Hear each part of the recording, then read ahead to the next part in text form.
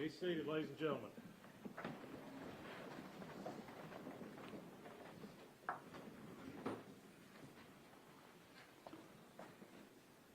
Good afternoon, everyone.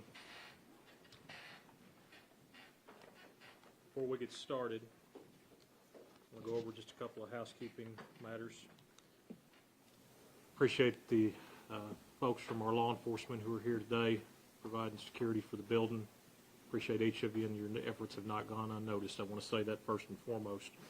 Second off, I want to just make aware that we are set for today for preliminary hearing in the matter of Mr. Austin Robert Drummond on the 4 counts that he had, on the 5 counts that he has before the court, the 5 cases with 2 counts each. I want to take this time just to go over with everyone. We're going to have some statements and some evidence that may be entered today that may be difficult to hear, may be upsetting to hear. If at any time you feel that you cannot sit and listen to the proceedings, I would ask that you step outside. If anyone does have to step outside, that's fine. I don't mind that. If a disruption is made, then you will be removed from the courtroom. And if further disruptions are made, the court has the right to hold you in contempt of court, or the sheriff's office has the right to issue charges for disorderly conduct. I don't want to see that happen, and I don't think that we're going to have that happen. But I just have to give everybody that notice prior to this hearing starting. Mr. Goodman, good afternoon, sir. Good afternoon. General Hayes, good afternoon. Mr. Huffman, Mr. Mason, good afternoon. Mr. Drummond, good afternoon, sir. What are we proceeding on first? Because I know there is a motion before the court, and also we have a preliminary hearing. So how do we want to take that up? We'll just do the preliminary hearing first. Okay. Does the state have its list of who it intends to call today during the preliminary? Yes, Your Honor. Okay. The state intends to call Officer Corey Hussey, Deputy Hunter Brady, Special Agent Justin Tubbs, Special Agent Scott Lawson, and Brandon Wheeler, Officer Wheeler. Okay. Anyone else, General? No, Your Honor, I think that's it. Okay. Is anyone from the defense going to be called for as a witness? No, Your Honor, we will call him. Okay. Folks, if your name has been called, and I don't know all of you who they just called out, I know some of them, but for those of you whose name was just called, you will have to step outside the courtroom while the others are testifying. Rule 615 of the Tennessee Rules of Evidence says that witnesses must be sequestered for that purpose. You cannot discuss the case with one another prior to your testimony. Who's the first witness for the state going to be? It'll be Officer Hussey. Okay, Officer Hussey. If everyone else who was called as a witness would step out at this time, and when we are ready for your testimony, we will have a deputy come outside to retrieve you at that time. Yeah, our Special Agent Tubbs is our identified party. Yes. The court will take note that Special Agent Tubbs is the prosecuting witness designated by the state of Tennessee. Mr. Huffman and General, I know y'all's normally my routine is in preliminaries. I'm happy to hear from either party on any opening, but if everybody wants to just proceed to direct examination, I'm fine either way. I just wanted to kind of get the lay of the land from y'all. Yes, the state will waive the opening remarks. Waive opening remarks, yes. We'll proceed then to direct examination. I do want to make sure I have officially put this on the record. We are hearing the matter. I should have done that first. I apologize. We are hearing the matter of State of Tennessee versus Austin Robert Drummond in cases number 25 CR 48067, 48068, 48069, and 48071. 25 CR being in those documents. Your first witness, General. Your State of Tennessee calls Officer Corey Hussey. Officer Hussey.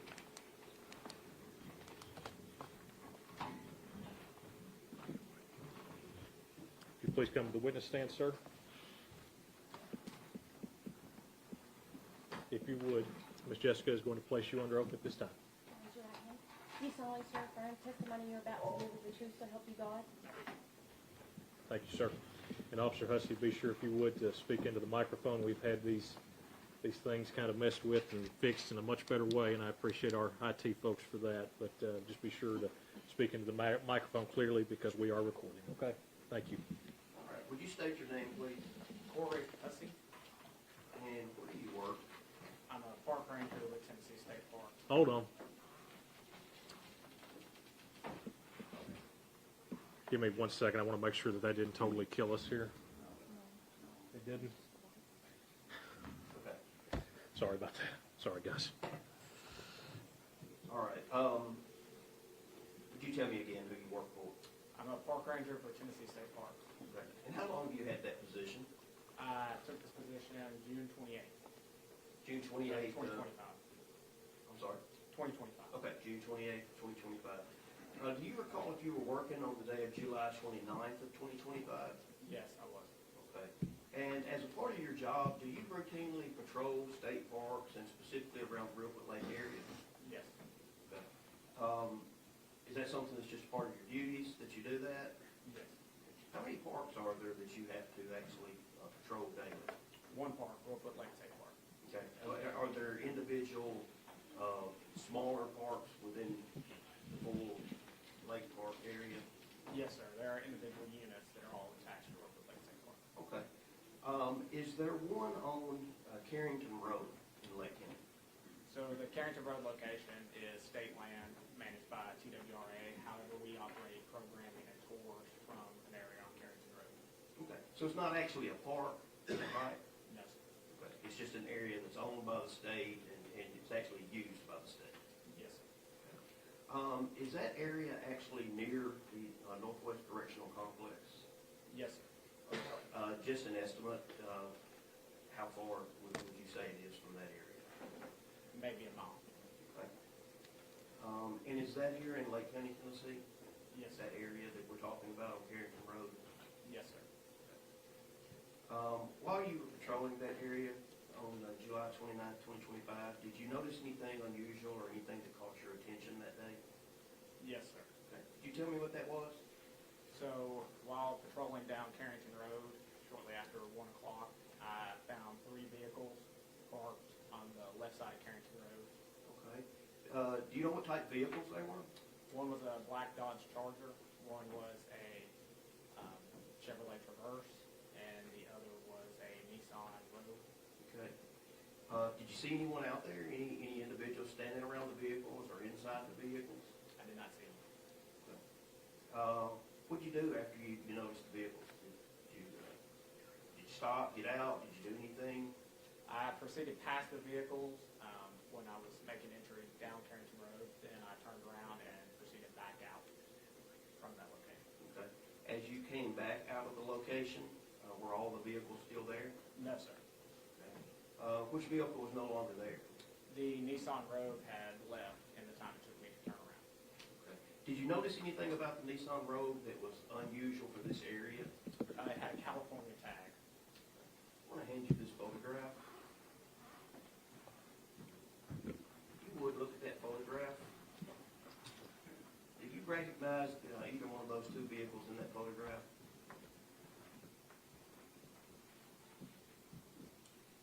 The Nissan Rogue with the California tag would be the similar make and model as what I saw. Okay. Is that vehicle similar to the one that you saw there that day? Yes, sir. When you turned around and came back, was the vehicle leaving at that point, or was it already gone? It had already left. Could you tell anything about if it was left hurriedly, or could you tell? In the time it took me to turn around, it had already left from where I could see it. There's quite a bit of dust in the air. As I proceeded out on Carrington Road, there are several straightaways, and at no point in time could I see the vehicle. So it indicated it left in a hurry. Would you make that photograph an exhibit to your testimony, please? Judge, could you- Yeah, well, I'm sorry. Mr. Huffman, have no objection? Okay. Court will show that this be entered as State's Exhibit Number 1. Officer Hussey, after you saw that vehicle leave and the other two vehicles that were still there, did you see anyone around at that point, around the vehicles? No, I did not see him. Okay. Did you make a report about that? I wrote notes to myself, but I did not file any report at that time. Okay. Did you later tell someone about that? Yes, sir. And who was that? My manager, Doug Robertson. What made you tell him about that incident? Later that evening, he messaged me that there had been an incident on Carrington Road. Okay. And at that point, what did you immediately called him and informed him that I had been there earlier that day and had seen those vehicles. And was that information passed on to local law enforcement? Yes, sir. I shortly received a call from the Sheriff's Department along with TBI and shared that knowledge with them also. And after that, did you produce all of your findings to a report? Yes, sir. One moment, Sean. Yes, sir.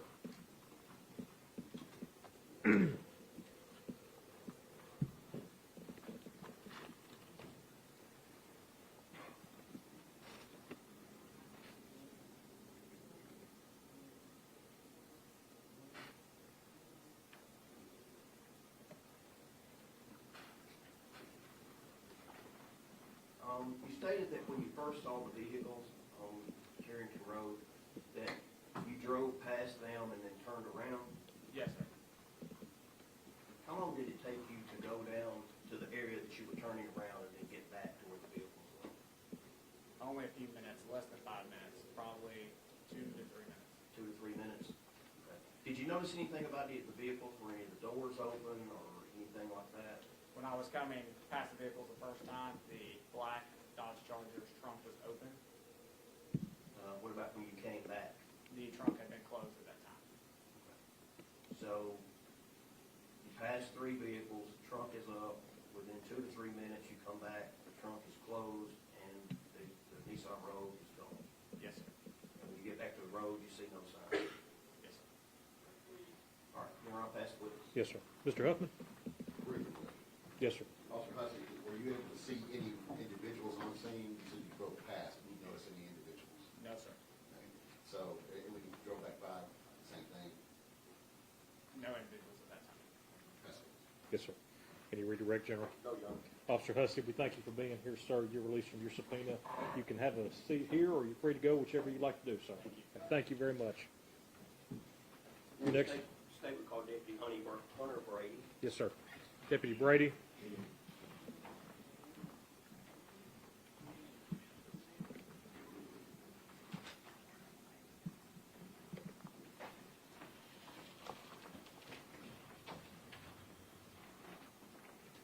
Yes. They can hear you. Absolutely.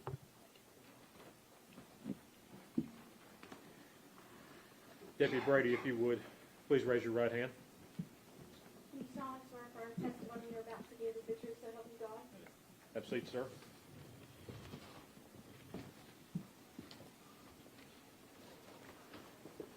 Good afternoon.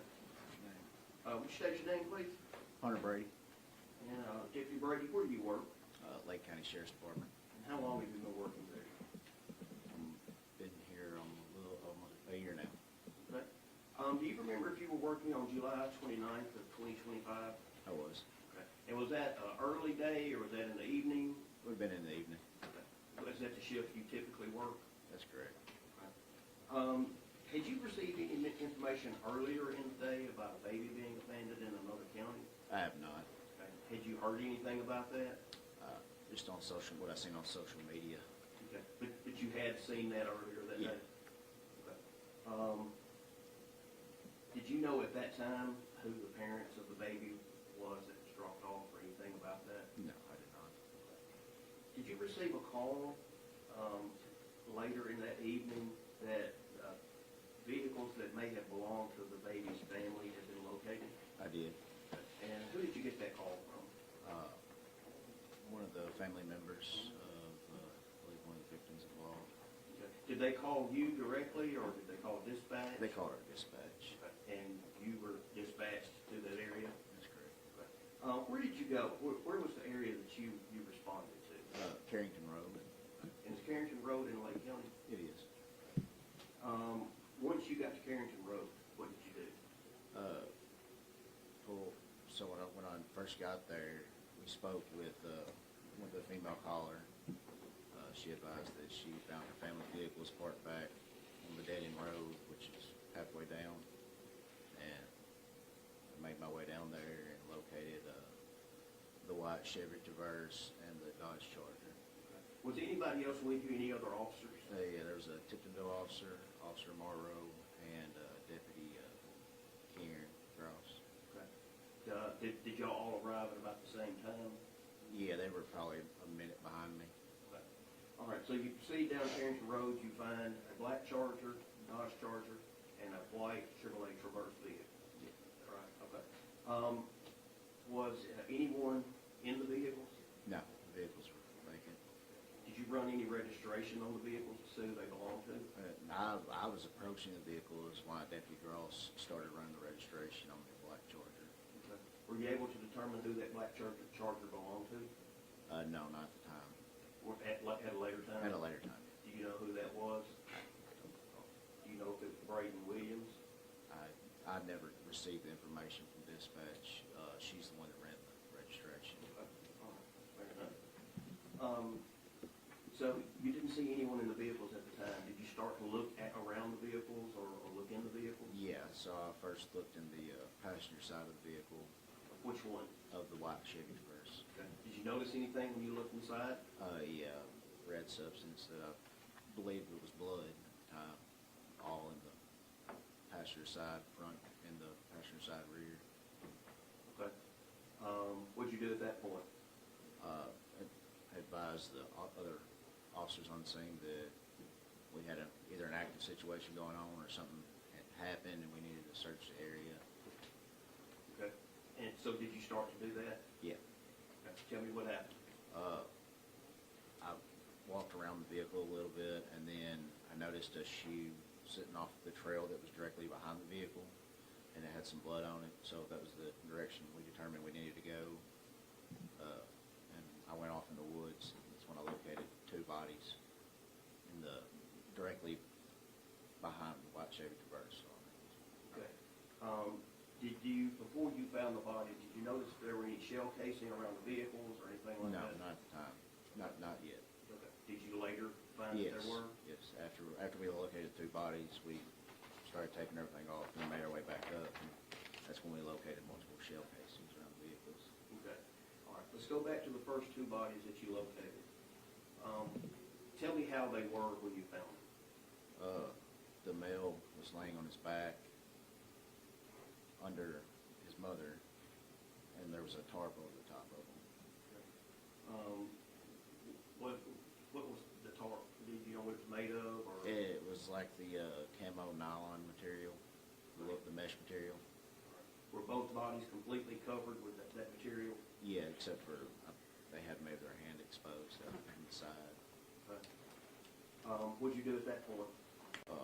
That's when, started communicating with the officers, hey, we needed to secure the scene,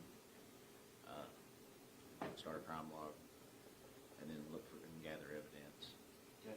Did you secure the scene at that time? Yes. What did you do to secure the scene? We taped it off, cleared the area, and, contacted our supervisors so they could contact TBI. Okay. All right. After finding those two bodies, were there ever any other bodies discovered? Yes. Okay. Tell me about that. It was after Dyer County arrived. One of the Dyer County deputies noticed a shoe on the south side of the road, and I was standing with him, and I noticed some red pools, what appeared to be blood, and it would just kind of shine in the woods, and you could see two more bodies under tarps. Okay. Now, was this in the same area as the original two that you found? No, this would have been south of them, across the gravel roadway. It was in the same area, but it was. But how close were they to one another before? You had the two initial bodies and then two others. How far apart were Probably they? like 60 feet. Okay. Were those bodies covered as well? They were. Same type material? Same type material tarp. Okay. Were you able to identify who any of them were at that time? No, not at that time. Did you have any other involvement with this case? I did not. One moment, John. Yes, sir. Pass the witness. Yes, sir. Mr. Huffman? Few questions. Deputy Brady, okay, so you were dispatched to this area at Carrington Road, is that correct? That's correct. You remember about what time that would be? It was roughly 8 o'clock, I believe. Okay. Are there dispatch logs recording times? Yeah, that's correct. When you arrived on scene, you said there was one Tiffinville officer and there was another officer on scene, another deputy? Yeah, like County Sheriff's deputy. Okay. when you arrived on scene, and you noticed these things, you said that you secured the scene after you discovered the bodies, is that correct? That's correct. The first set of bodies, yes. Yes. All right. How many total officers were on scene at that point in time? When we found the first set of bodies, there was just 3. We know 4 because a trooper had showed up right as we were entering the woods. And you recall which officers those were?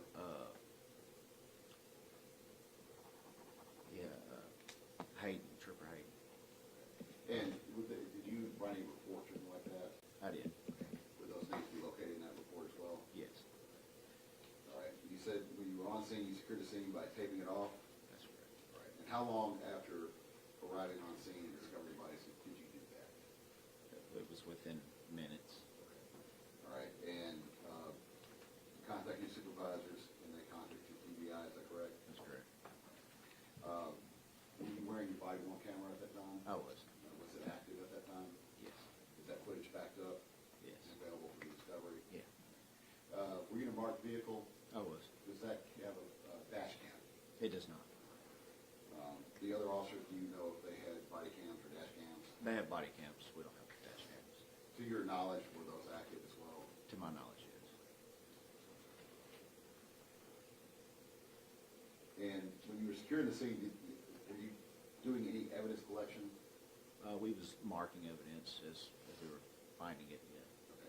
Did you remove any items? No, Did you take any photos at that time? I did not. Yes, sir. Any ready, General? No, Your Honor. Deputy Brady, thank you, sir. You're releasing your subpoena. You are either free to go or free to stay, whichever you'd like to do, sir. Your next witness, General. I'm just gonna call Officer Brandon Wheeler. Officer Wheeler.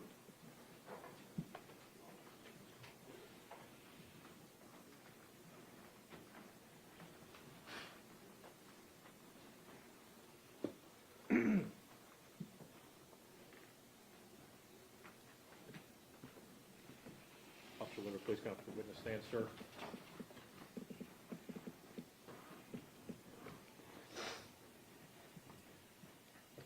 And if you would, sir, please raise your right hand. Do you solemnly swear affirm testimony you're about to give is the truth, so help you God? I swear. Thank you, sir. Be sure to speak in the microphone.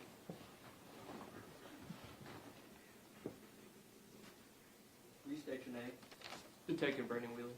And Detective Wheeler, where do you work? I work at the Dyer Police Department.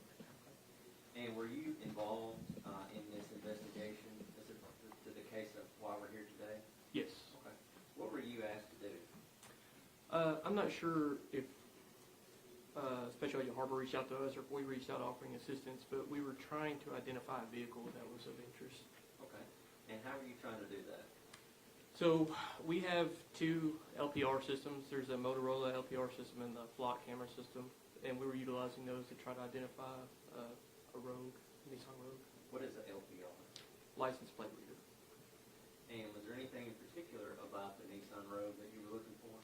Yeah, this one in question specifically had a California plate on it, which is not typical for our area. Okay. And the city of Dyersburg had these 2 license plate readers, right? There's more than 2, but there are several in the city. Those systems, Yes. Flock and Motorola. Yes, Okay. And do you have the ability to access those, right? I do. And can you access any other ones? We can access other cameras that other agencies have shared with us. Okay. And did you do that as part of this investigation? Yes. Who else did you access? I access, there's several thousand agencies that openly share their cameras with us, so we can search all of them all at once. Okay. And aside from Dyersburg, who else did you end up searching as it relates to this investigation? The Jackson cameras. Okay. I'm gonna hand you up some photographs.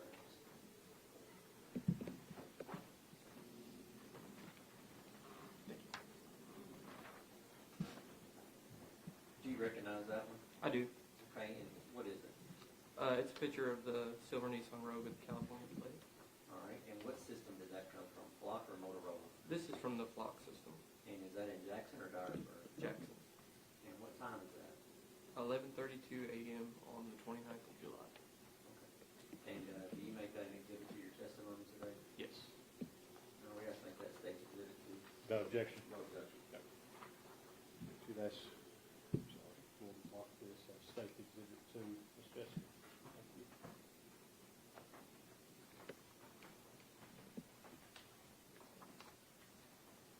And Officer Wheeler, do you recognize what's also been handed up to you now? I do.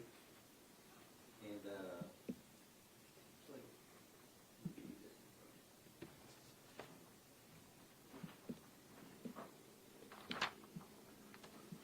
You recognize that one as well? I do. Okay, and what is it?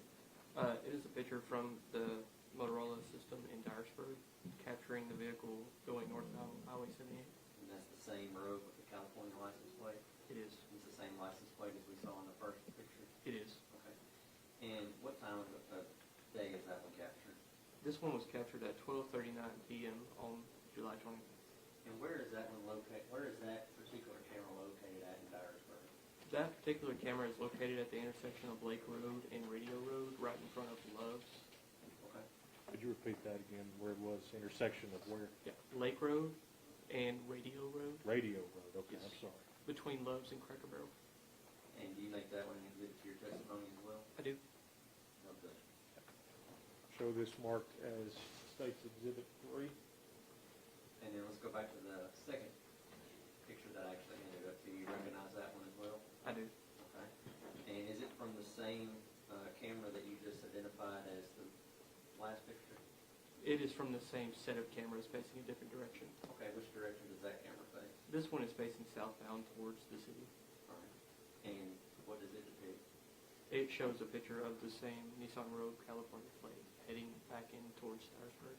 And what's the date and time on that? This picture was taken at 2:15 p.m. on July 29th. 2025. Correct. You make that one exhibit to your testimony as well? I do. Your way to ask to make that take exhibit forward. Okay, if I can take one. Absolutely.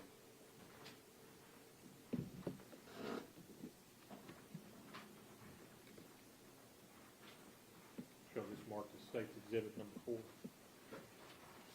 One more photo then. Yes, sir.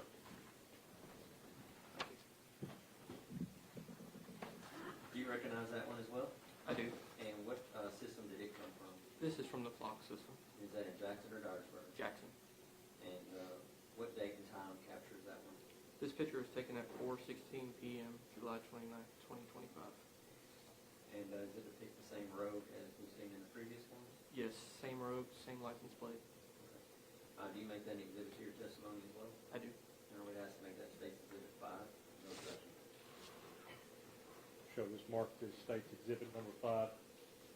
You can have that passed back to Officer Weaver just briefly, or after tomorrow.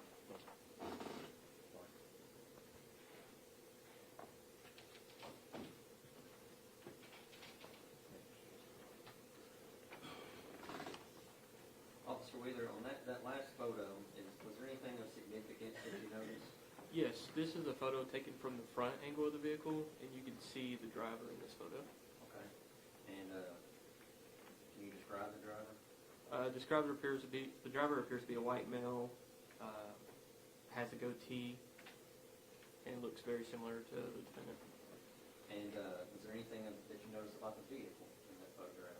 Yes, so the vehicle in this photograph appears to be much dirtier, especially around the wheels and the rims, than it was previously earlier in the day.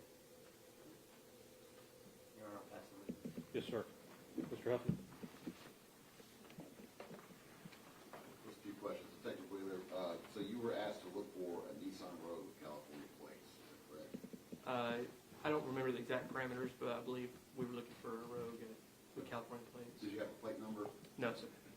Once you located the vehicle in the photos that was presented in the evidence, did you continue looking for other Nissan Rogues with California tags? Yes. Did you find any more? No. And the only photo, I believe, was Exhibit 5, was the front view of the vehicles. There are other ones from the rear, is that correct? I don't remember exactly, but I think they were all from the rear. And then the one on Exhibit 5, which is in the front. Yes. That's all. Any redirect, John? No, Your Honor. Detective Wheeler? Thank you, sir. We appreciate it. You're free to go, free to stay, whichever you choose to do, sir. Your next witness, General. Special Agent Scott Walton. Agent Lawson.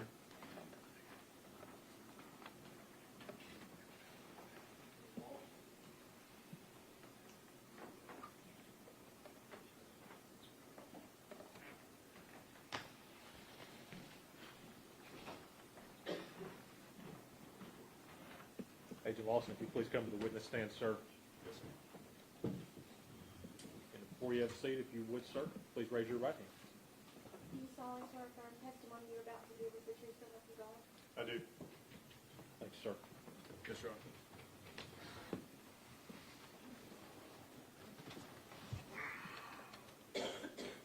State your name, My name is Scott Lawson.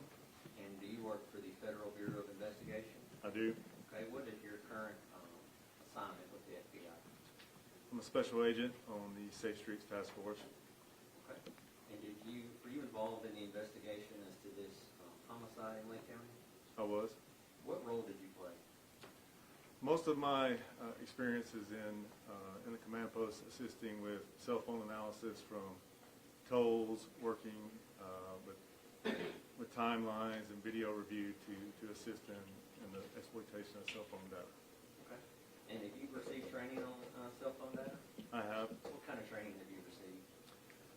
I'm a member of the FBI's child abduction team, and we get yearly training with our cellular analysis survey team. That's the experts at FBI headquarters with analyzing cell phone data, geolocation data. So when we deploy with the child rapid deployment team, we are consistently working in partnership with the CAS team to analyze cell phone data and kind of feed each other back and forth to further investigations. Okay. And is that what you did here? Yes, sir. Okay. What specific cell phone data did you look at? We started off our investigation by doing a deep analysis on the tolls of the victims' cellular telephones. When I say tolls, I'm speaking of the incoming and outgoing calls from the victims' phones to include records of incoming and outgoing text messages. Okay. And when you did that, did you notice anything in particular? Yes, we worked off a theory due to many of the victims arriving at the scene where they were murdered at various times, right? So they didn't all just appear there together. So we worked under the theory that someone must have organized a meeting or at least some type of reason to get the 4 victims to the crime scene. So as we were looking at the victims' tolls, we were looking for any unknown or unusual cell phone activity, particularly any cell phone number that would have contacted any of the victims consistent with maybe asking them to come to this location. Okay. And did a number stand out? There was one number that was immediately interesting. It showed up on the cell phone analysis at approximately 6:38 that morning, 6:38 a.m.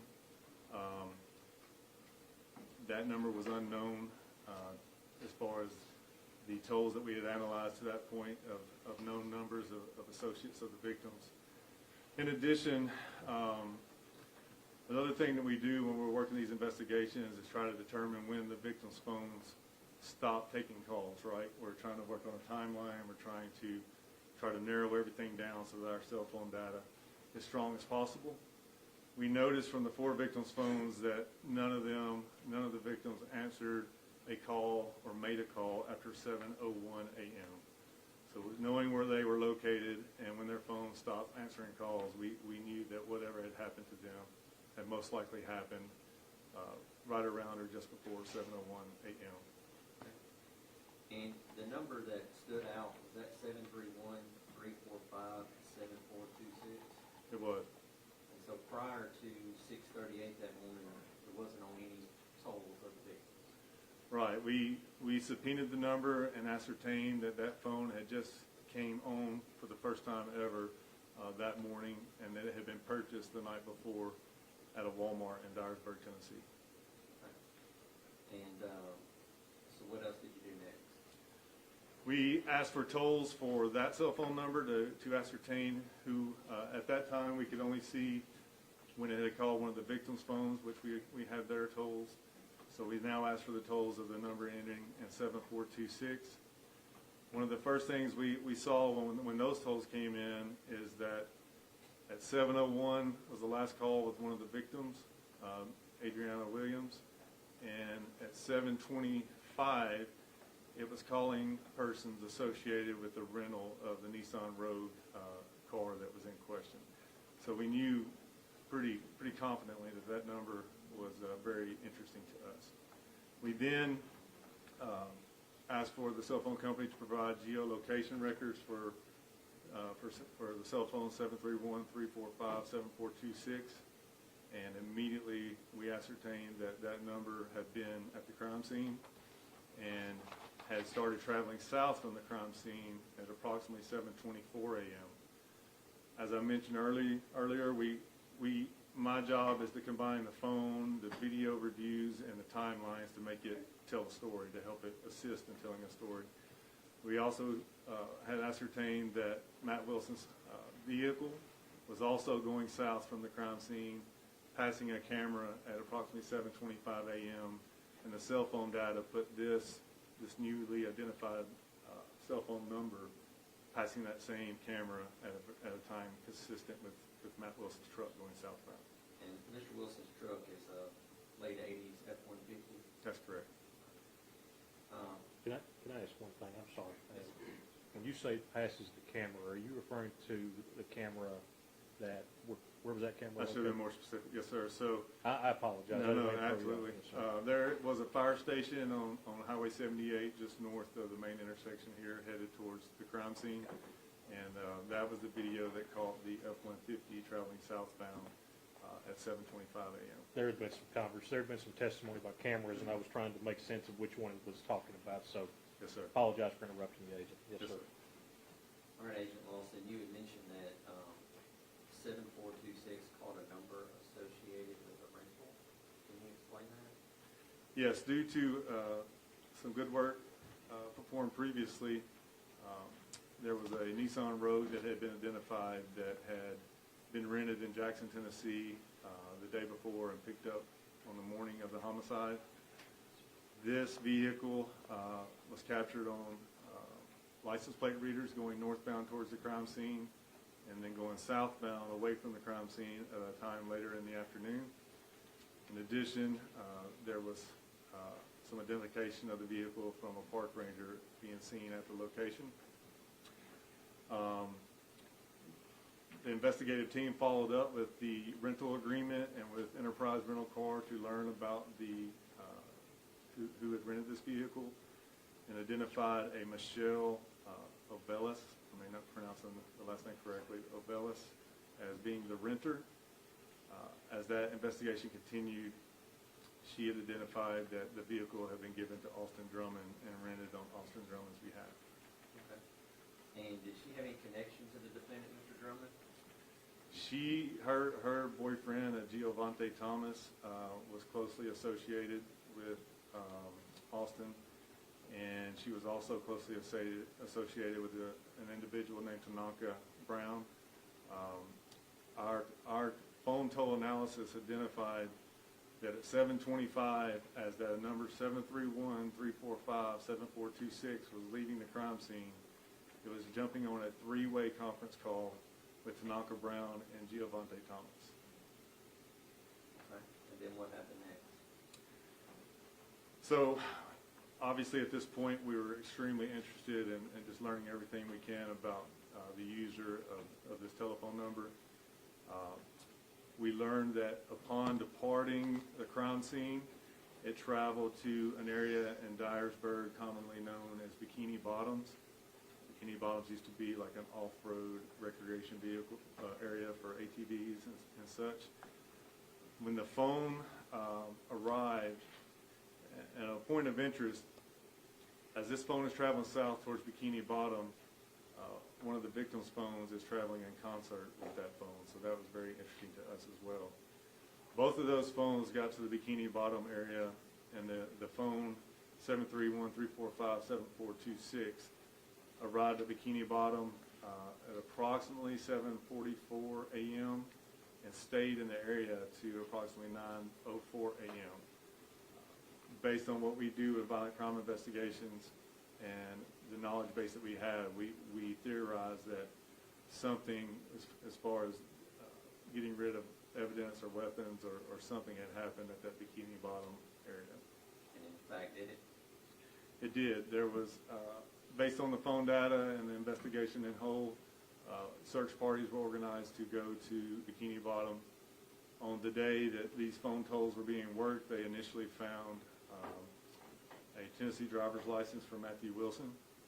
And the next day, we found Mr. Wilson's vehicle down a ravine there at Bikini Bottom. And that's the late 80s F-150 truck? Yes, sir. Did 7426 stay at Bikini Bottom? It stayed there till about 9:04 a.m., and then it began a southeastwardly travel towards Jackson, Tennessee. Okay. And did it eventually reach Jackson? It did. Do you know what time? I'll refer to my notes for a more specific time.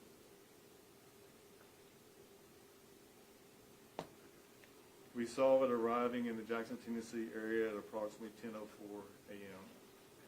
And where did the phone go while it was in Jackson? The phone first travels to an area consistent with the Clarion Hotel in Jackson, Tennessee. It then moves towards the Cherry Grove Apartments, and then eventually towards back up towards Dyersburg.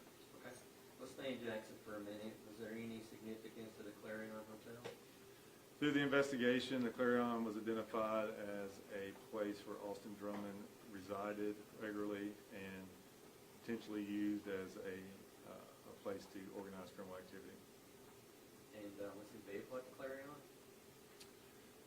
The information from the investigation is that his personal vehicle, the Audi, was at the Clarion. Mr. Tanaka Brown, who picked him up at Bikini Bottom, drove him back to his vehicle at the Clarion, and then followed him to Cherry Grove to depart, to leave the Audi sedan. Okay. Was there any significance to the Cherry Grove apartments? Cherry Grove Apartments is where Mr. Drummond's girlfriend, Caitlin Speed, resided. The investigation revealed that when his vehicle was departed at the Cherry Grove apartment complex, that he ascertained some cleaning style brushes at the apartment. And then you said after that it starts moving back north towards Dyersburg? There's a little time with it still being in Jackson, but by 11:55 a.m., the phone began a northwestern travel towards Bells, Tennessee. And then it reaches Dyersburg? We have the phone in conjunction with the license plate readers being in Dyersburg at 12:39 p.m. and by 1:04 p.m. being back north of Tiptonville near the crime scene. And did it stay at the crime scene very long? The phone appeared to stay, and just one note of reference for an education and this geolocation stuff with phones. You get these records either when a phone call is placed, a text message is placed, or some type of data transfer between the phone and the network. So Instagram sends you a notification, or your bank pops up and says you overdrafted. Like any kind of data transfer, you'll get a location data. But a person could be at a place a couple minutes before, and we would not see that due to if there was no data transmission. Could stay at a place a couple minutes after. These time frames are based on a call being made or a data transfer happening. So the last data transfer we saw near the crime scene was at 1:14 p.m. All right, and then what happened? 1:38, we started seeing timing advanced data southbound from the crime scene. Timing advanced data. Timing advanced data is how a cellular tower communicates with the handheld phone device. So, in a nutshell, the cell phone towers that you see have 3 sectors that cover a 360-degree circle. Each of these sectors cover approximately 120 degrees. When a phone is on a network, it's constantly sending some type of signal to the phone to determine how far away it is from that network. And the primary reason is a business sense from the phone company. They need to know which tower that phone should be using to have the strongest reception or the strongest data capability. So as that ping is going to that phone and coming back to that tower, if it's getting a little too far away or maybe a little closer to another tower, it'll tell it to start communicating with the stronger tower. So what we can do in law enforcement is we can ask to obtain that timing advanced data. And what that will do is say, when the phone was making that call or having that data transaction, what sector is it on, what 120-degree arc from the tower, and how long did it take that communication to go to the phone and back. So if you have 120 degrees and you're measuring the time from the tower to the phone and back, you're able to say that phone is somewhere in that arc that represents the amount of time from the tower and back. So at 138, you start seeing timing advanced data moving south from the crime scene? That's correct. Okay. And what happened next? Still tracking south towards Dyersburg through 2:14 p.m. Then we have another license plate reader hit in Dyersburg at 2:15 p.m. From the next timing advanced data of significance was from 2:32 to 2:35. It was tracking towards Friendship, where the 8-month-old Westland was dropped off. The phone hit a arc right over the house where the baby was dropped off at approximately 2:35 p.m. When you say the phone hit an arc, what does that mean? So when the phone made either a data transfer or a phone call or a text message at 2:35, the phone communicated with the tower in an amount of time consistent that it had to be in an arc that covered the area of the home where the baby was dropped off. Okay. So then what happened after that? Around 2:35 to 2:55, the phone starts slowly going back northbound towards Dyersburg. We learned through our investigation by 3:11 p.m. that a 911 call was coming in about the child being in the yard. From 2:57 to 3:23, the phone starts tracking towards Bells, Tennessee, southeast again, eventually towards Jackson. Okay. And does it eventually reach Jackson? It does. At 3:39 p.m., the telephone number was back in the Jackson, Tennessee area. Of great significance to the investigative team, at 4:22 p.m., I'll try to explain this. It's a little bit difficult, but I mentioned the arcs where a phone can be in. So if you've got a sector pointing this way and you have the arc, but if you're in a city and you got multiple towers close, sometimes you'll see the arc from this tower and then the other tower facing back at you, you'll see its arc. So if you ever have two arcs intercept, you can not only say the phone is in the arc, you can say it's exactly, you can say with great confidence that the phone is where the two arcs intercept. You almost have to see that, but where the two arcs from two towers intersected from 4:22 p.m. to 6:06 p.m. was right over Austin Drummond's parents' home. And then did he leave his parents' home? Approximately 6:34, we saw the phone being in an area consistent with the Clarion Hotel again. And then at 8:44 p.m., we saw the phone being in an area consistent with being back at Cherry Grove Apartments at Caitlin Speed's residence. And then of note, the phone went off the network. Well, let me mention this. Of note, Lake County receives a 911 call at 8:17 p.m., kind of alerting the family and the public to what's going on. The phone went off the network for the last time ever at 8:44 p.m. So the phone was just turned on for that day and then was never used again after 8:44 p.m. Thank you, Agent Lawson. I'll pass it over. Yes. Mr. Huffman? Two questions, Agent Lawson. Yes. So your role in this case was essentially limited to the cell phone data analysis, correct? The cell phone analysis and just assisting with interpretation in the command post of the timeline, the video, and the phone data. All right, now, I actually understand what you're talking about with the triangulation regarding those things. The only way So when you have cell phone data, my understanding is, and I believe also from your testimony, there are 120-degree arcs. You typically, cell towers have three areas, encompassing 360 degrees, is that correct? That is correct. Right. Now, in order to determine the position of the cell phone, you can tell which sector it's in, correct? Absolutely, yes, sir. And unless you have the timing advance data, you do not have a distance from the tower, correct? Right, that requires the timing advance data. Right. So if you do not have the timing advance data, you just know it's somewhere in that sector.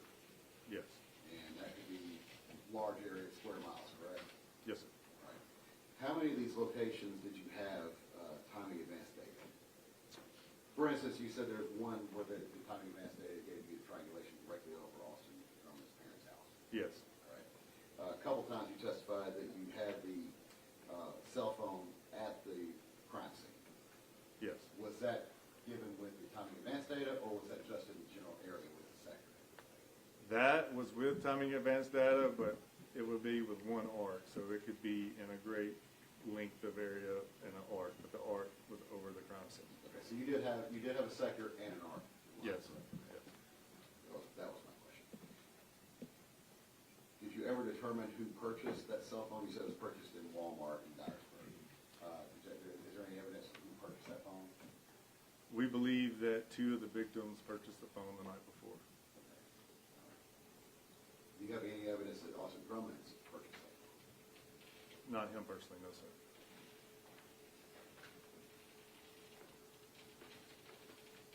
In Bikini Bottom, you said that you located the Tennessee license of Matthew Wilson as well as his truck in a ravine, is that correct? The truck was in a ravine. My understanding is the Tennessee DL was a paper copy, and it was not down the hill. It was up more in a kind of common area, but it wasn't down the ravine. Were you involved in that search or processing that scene? No, sir. No, sir. One moment, Judge. Yes, sir.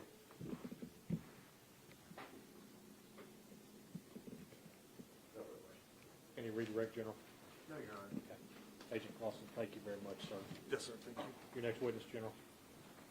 Special Agent Justin Tubbs. Agent Tubbs, if you would please come to the witness stand, sir.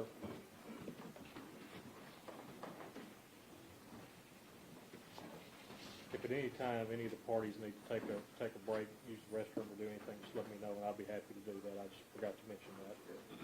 Agent Tubbs, raise your right hand, sir, please. You solemnly swear that the testimony you're about to give is the truth, so help you God? I do. Thank you, sir.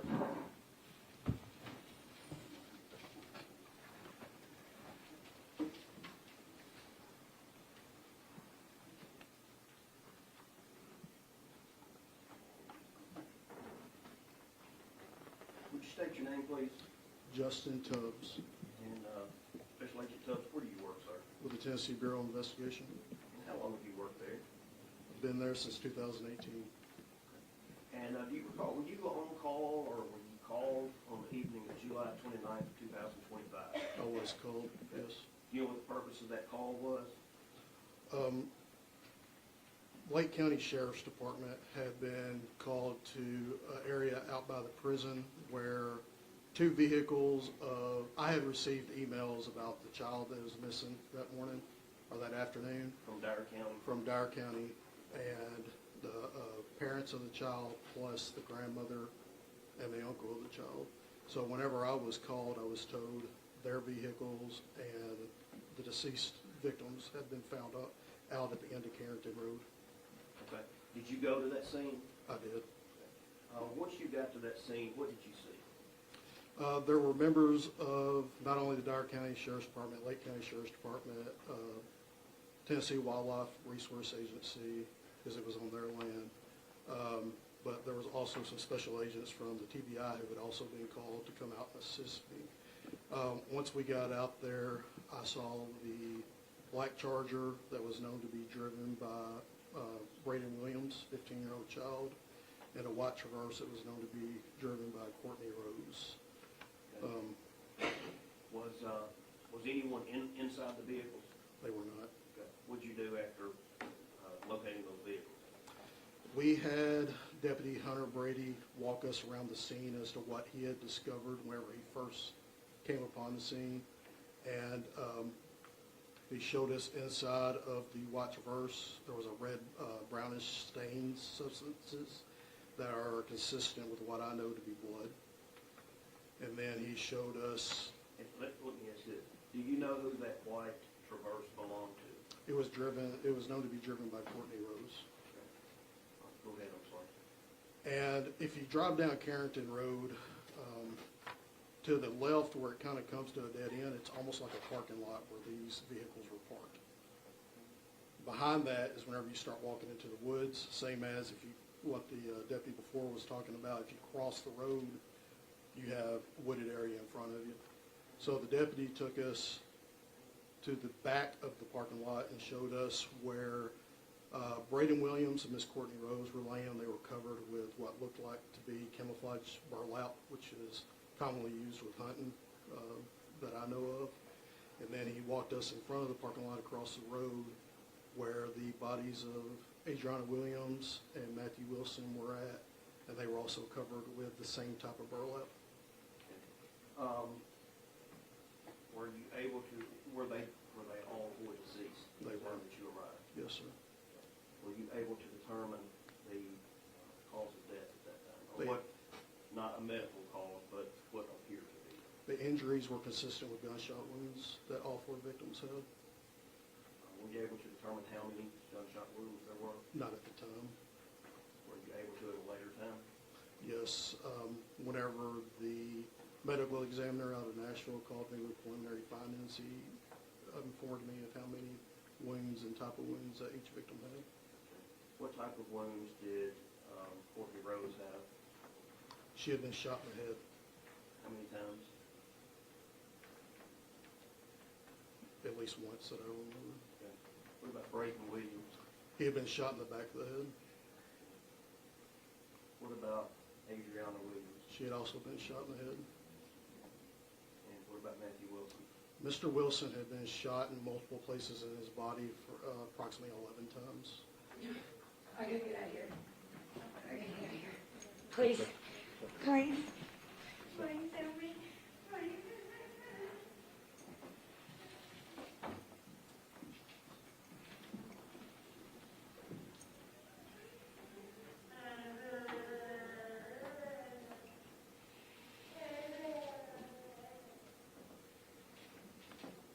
Go ahead, Joe.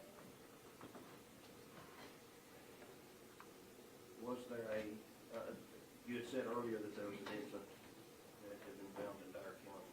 Yes, sir. I assume, did you find any evidence of an infant that may have been there? I didn't see any evidence in the vehicle at the time. Whenever we realized the totality of the scene, myself and my immediate supervisor that was on the scene, we decided to call the violent crime response team that TBI has, and we stepped back away from the scene and secured it until they got there. And after they got there and they processed the scene, did you continue with the investigation? We did. We set up a command post away from the crime scene at the Old National Guard Armory here in Tiptonville. Were you eventually able to develop a suspect in these homicides? We were a person of interest, yes. And who was that? Mr. Austin Drummond. Did you see him in court I today? do. Did you identify him? He's a gentleman sitting at the defense table in the inmate uniform. Okay. After getting there, you said that there were two vehicles there. Did you get information that there may have been a third vehicle? Yes. Tell me about that. We were told by Miss Kim Hamill, which is Mr. Wilson's mother, that he drove a older model F-150. Okay. Do you know what color it was? It was white with a red stripe down the side of it. Was that vehicle out there that day? It was not. Did you think that maybe that was something you needed to be looking for? Yes, sir. Okay. What did you do? Chief Joe England with the Tiptonville Police Department, before we got to Tiptonville, had already been looking at video from the Tiptonville Fire Department. There's a camera there, and he had found video of the victims arriving that morning, passing the fire department, driving north out towards Carrington Road, and then I believe there was video of the truck returning a few minutes later, about an hour or so later. Okay. And you said that was footage from the Did you review that footage yourself? I did not. I mean, I did look at pictures that Chief At a was later sending us. time. Correct. We obtained the entire video. We sent an agent to Tiptonville to obtain video not only from the fire department and other places of interest along Highway 78. One thing that we usually look at on security cameras is the date and time. Correct. Did you check that on these cameras? On the fire department camera, I did ask the chief to check what the time on the timestamp was on the camera footage versus the real time. Okay, and was it accurate? It was not. Okay, what, about how far off was it, just approximately? Approximately 53 minutes. 53 minutes, okay. Was the date correct? Yes. All right, maybe what we can do, I'm gonna show you a video on the screen there.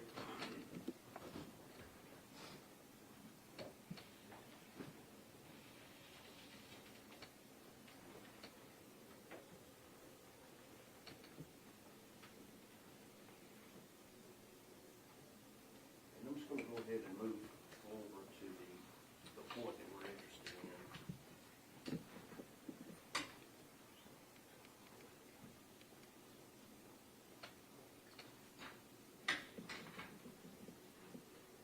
General, while you're pulling that up, I want to ask one question. You're saying, I just heard a moment ago, you said on the time period right there, which is marked in the right-hand corner of the screen, the bottom right-hand corner, that is actually, if it's saying 5:35, it's actually 53 minutes ahead in time. Is that what you're saying? So if it's 5:35, it's going to be got 53 minutes. So the time that's on there is 53 minutes slow. Okay, so it should be 6:28 or 6, somewhere around 6. Approximately. Okay, Yes, sir. I just wanted to make sure of that. Thank you. Okay, I want you to look at this camera at the fire department. Tell me if you can tell me what these, I'm sorry, let me back just a second.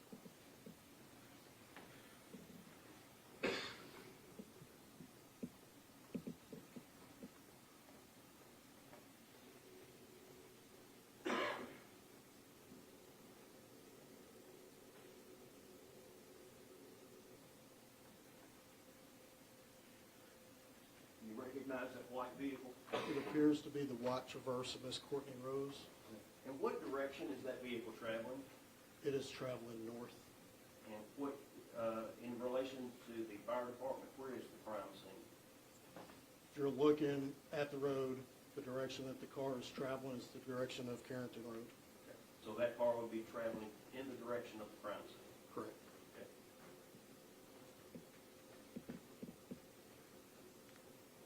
And then you recognize that vehicle? It appears to be the vehicle that Mr. Braden Williams would have been driving. Okay. And this would have been, since the time is all approximately 6:28, somewhere around that time? Correct.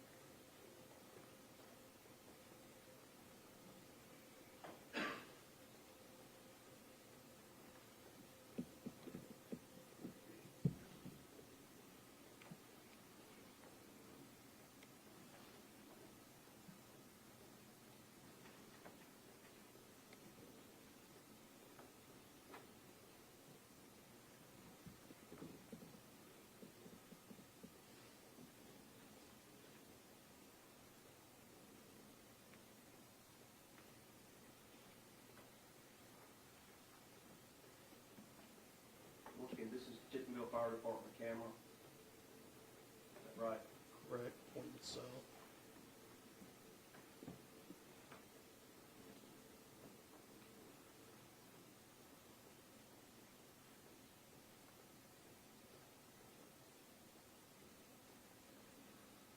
You recognize that vehicle?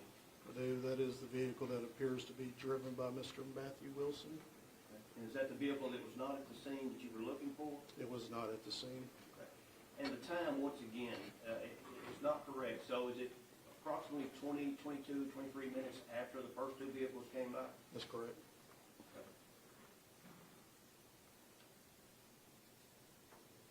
And then did you later find a video from the fire department as well of one of the vehicles or any of the vehicles leaving the scene? We did. Was there a video of all three vehicles leaving? No, sir. How many vehicles were actually leaving the scene? It was a video. On this video, it only captured the truck of Mr. Matthew Wilson. Was it Mr. Matthew Wilson in the truck, or was it just his truck? It was just his truck, from what I can tell. I couldn't see. I can't ascertain who was in the vehicle.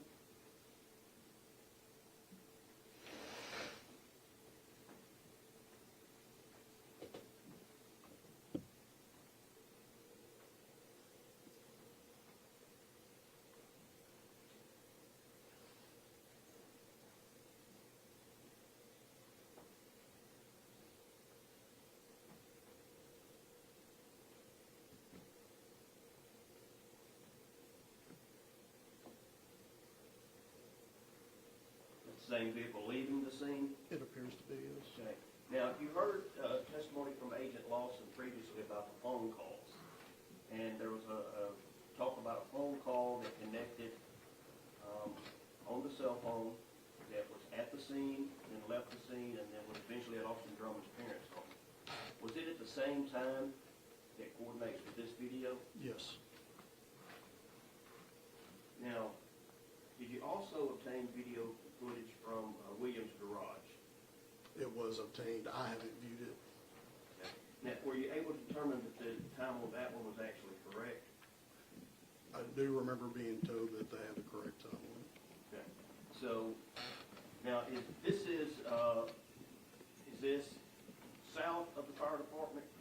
It is heading back towards Dyersburg.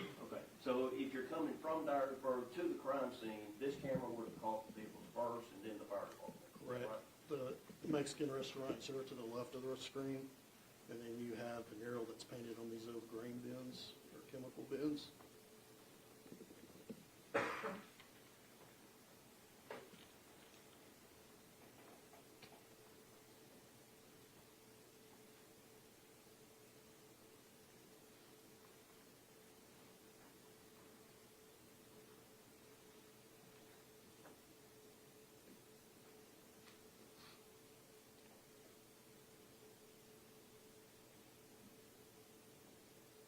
Okay.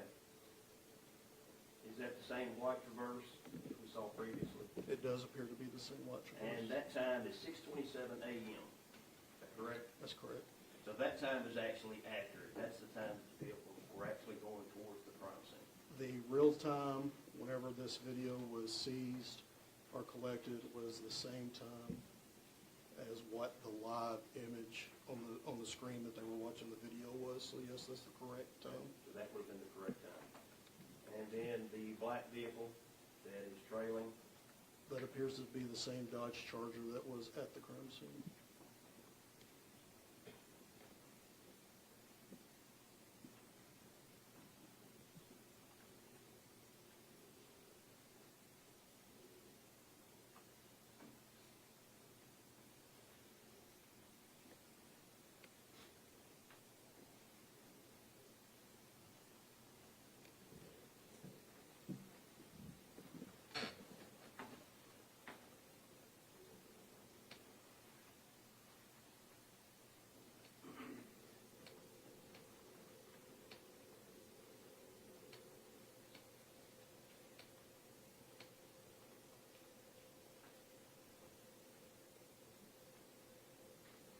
that the red and white truck once again.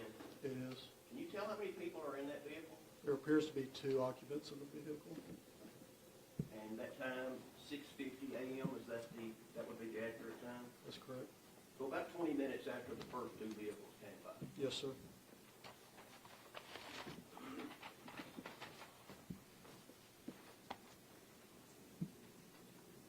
we'll show you one other.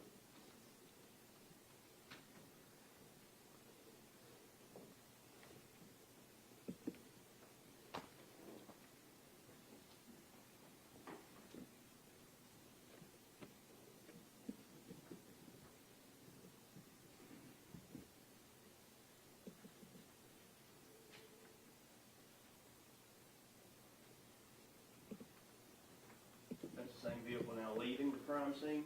It appears to be. And once again, the time on that. This is 07:25 a.m. So approximately 30 minutes after it passed by the first time. That's correct. Can you tell if there's two people in the vehicle? It doesn't appear to be. I can't see anybody in the vehicle from here. You see anyone in the passenger seat? You mind if I stand up? No, go ahead. I don't mind. Go ahead. Maybe not. Did you know how far it is from the Mexican restaurant there to the crime scene that you were driving? Just a few minutes. I'm not sure on the mileage. Maybe 2-3 miles. Maybe 10 minutes? Maybe. So we've got about a 30-minute gap there from the time that the vehicle passes here, gets to the crime scene, and then comes back to that point. That's correct.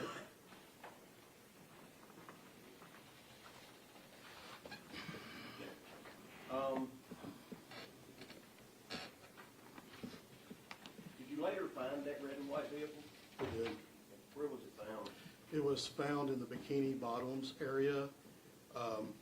The day before, the paper copy of Mr. Wilson's driver's license had been found. I believe it's commonly known as the Three Cross Memorial, or the Karen Swift Memorial. It had been found by some citizens. We had some people go out there and collect it.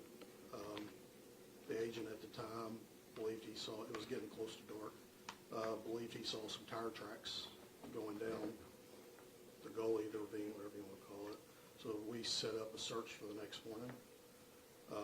That morning we had TBI out there, Tennessee Wildlife Resources, members of the Dyer County Sheriff's Department, and they found that truck down that ravine covered by kudzu bones. Now, let me go back one other thing. The video that we just showed, the truck as it was leaving Tiptonville, was at 7:25 a.m. Correct. Okay. When you heard the testimony of Agent Lawson, did you hear him testify that there was a three-way call taking place at that exact time, 7:25 a.m., Yes, sir. between Austin Drummond, Tanaka Brown?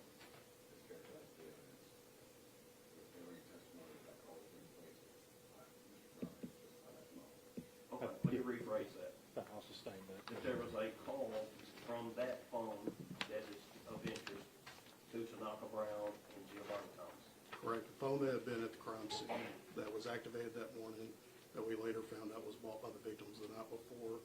There was a call to Mr. Gio Thomas and Mr. Tanaka Brown. Okay. And at that exact time that it was passing that Mexican restaurant, 7:25 a.m., the call was being made. Approximately correct, the exact time. Yes, sir. All right, so now let me go back to the vehicle that was found. Did you receive any information about how the vehicle got there? Got to Bikini Bottoms? Correct. We interviewed Miss Michelle Ovelis a couple of times, and she ended up telling us that she was told by Tanaka Brown that he had met Mr. Drummond with the baby out in that area and given him a ride back to Jackson. Okay. Did you talk to Tanaka Brown about that? We did. Did he admit any of those things? He did. Okay. Did he make any statements about assisting to push the vehicle? He did not, but he did make that statement to Miss Ovelis's boyfriend, Gio Thomas. Okay. Did Mr. Brown bring anything with him when he picked up Mr. Drummond? During an interview with Mr. Brown, he informed me that whenever he was on that three-way call with Mr. Drummond, Gio Thomas, that Mr. Drummond had asked him for a ride, and he also told him to pick up cleaning supplies. But he said he stopped at Walmart in Jackson and bought gloves, bleach, and trash bags.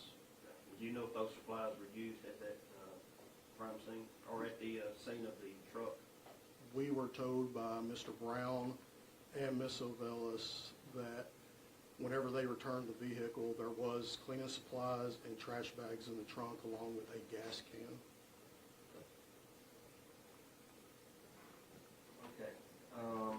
So, Mr. Tanaka Brown admits that he picks up Mr. Drummond and the baby from Bikini Bottom, Correct. He also told I'm sorry, and takes them where?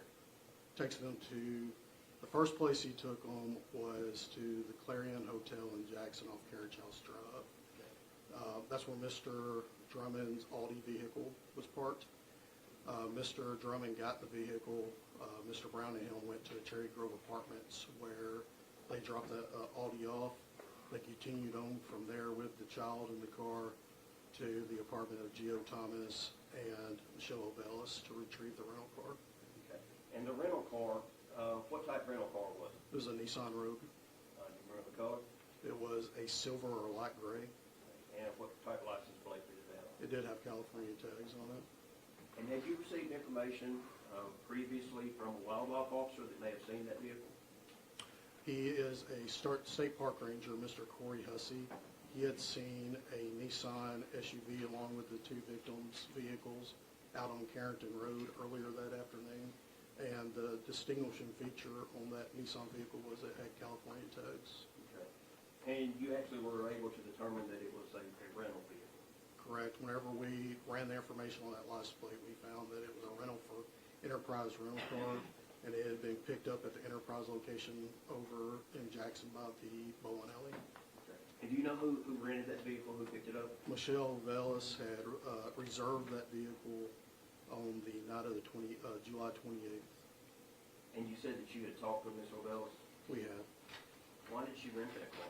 She stated on the night of the 28th, Mr. Drummond, she knew him as AD, came to her residence and asked her to rent him a vehicle to be picked up at noon the following day on the 29th.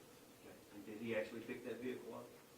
He Mr. picked it. Drummond, did he actually pick He it up? didn't pick it up from Enterprise. He picked it up from her residence later on the 29th at approximately, she said, between 10 and 11 a.m. Do you know if he was alone at the time he picked up the vehicle? Ms. Ovellis and Mr. Thomas both told us that Mr. Brown, Mr. Tanaka Brown, was with him whenever he arrived and obtained the rental vehicle and left in it. Okay. And about what time was it that he left? After he picked up the vehicle and left their residence? She stated it was sometime between 10 and 11 a.m. Okay. And that was in Jackson? That was in Jackson Okay. on the 29th of July. All right. We've heard evidence already about flock cameras and about looking for footage. Were you able to determine that vehicle actually did have a direction of travel after it was picked up? Correct. We had it on camera sometime after 11 o'clock, or we did find that it was on camera sometime after 11 o'clock leaving Jackson. Okay. Which direction did it go? It was headed north. And once again, is the crime scene north of Jackson? It is. Okay. Did it eventually make its way to Dyersburg and then back to Lake County? It did. It was recorded at the intersection over by Love's and Cracker Barrel in Dyersburg, Okay. heading towards Lake County, north towards Lake County. And was the picture clear enough to see if it was clean, dirty, anything about it? It was. It appeared to be a cleaner car. Was it later seen coming back into Dyersburg? It was. And was there a difference in the car as far as the cleanliness of the car? I do not recall if it was the camera there in Dyersburg or if it was a camera in Jackson, but it did appear to be dusty from the bed line of the doors, including the tires and rims. Okay. The road out on Carrington Road, is it a paved road out to the area of the crime scene? From what I recall, when you first turn onto the road, it's semi-paved and turns into a gravel road. And And the area where the crime scene actually is, where the cars and the bodies were, was a gravel parking lot. do you have to drive a good distance on that gravel portion of the drive? You do. Now, we reviewed video cameras previously of the Dodge Charger, the white Traverse, the red and white pickup truck Ford F-150. Was there also video that captured the Nissan Rogue in Tiptonville? I believe there was a video. I don't recall which establishment that video was from. Okay. Once again, you did receive video images from Williams Garage. Correct. If you would, I'd like to show you the video.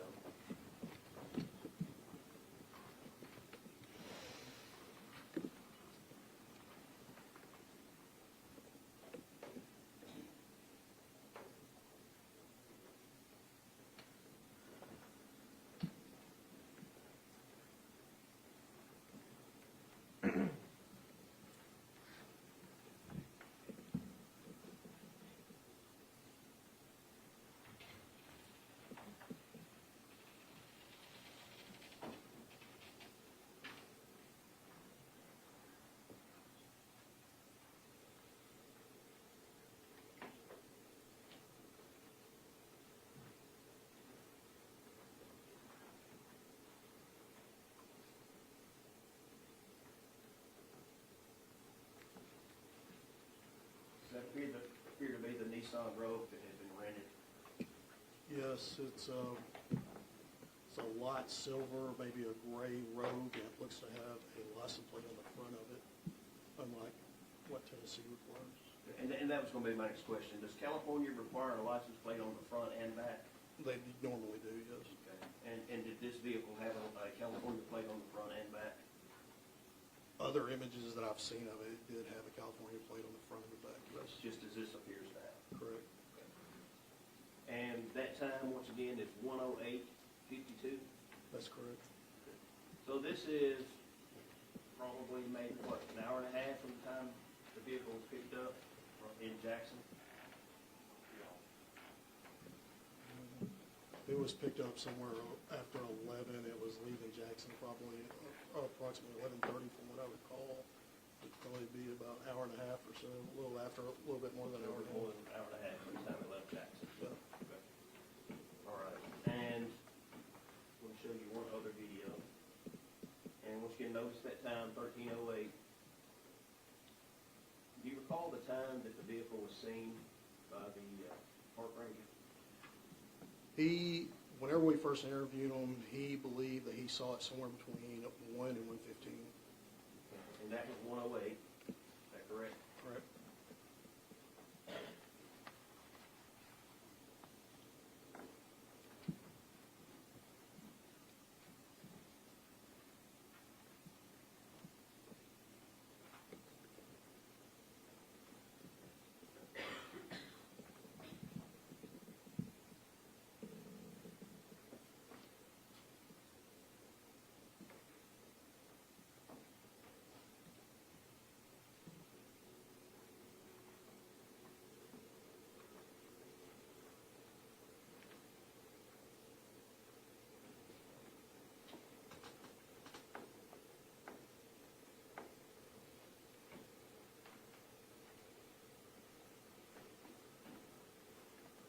Does that appear to be the same vehicle going back towards Jackson? It does. So it was originally 1:08, it's now 1:33, so approximately 20 minutes or less from the time that it was seen previously. Is that right? Correct. So would that be just about enough time to go up there, turn around, and come right back? It would be.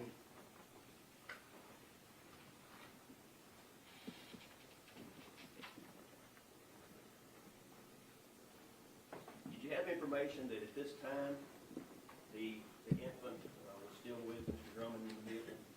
Yes.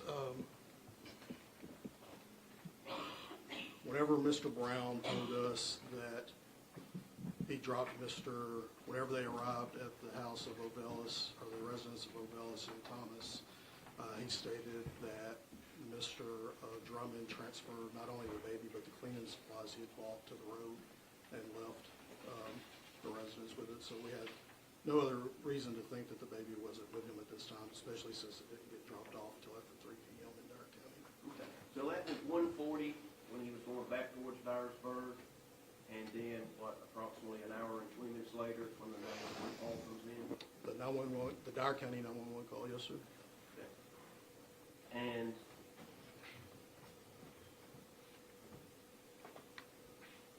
this may be a silly question, but do you know if Mr. Drummond was the legal guardian of the child? No, he wasn't the legal guardian of the child. Do you know if he had custody of that child, had permission to have the child? No. Now, you did request cell phone data, which we've heard from already, is that right? Correct.